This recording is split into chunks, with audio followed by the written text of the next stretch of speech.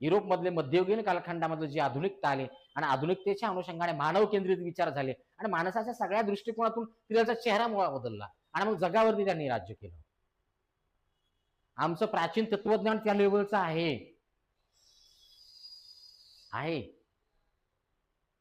पण आम्ही त्या तत्वज्ञानाच्या अनुषंगाने खरंच वागतोय का? 4 वेद आहे, आमच्याकडे उपनिषद आहे, म्हणजे 13 उपनिषद आहे. म्हणजे असं ते अगोदरच्या कालखंडात 200 म्हणायचे, पण शंकराचार्य यांनी प्रथम शंकराचार्य यांनी सांगितलं की 12-13 आहे.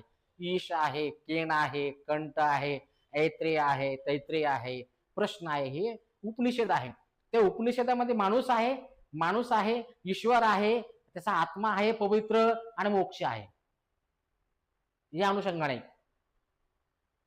माझा जन्म, मी कोण आहे, मी काय विचार करतो, मला काय करायचं आहे, असे जे काही गहन प्रश्न आहेत त्या अनुषंगाने ते तत्वज्ञान मांडलेलं आहे.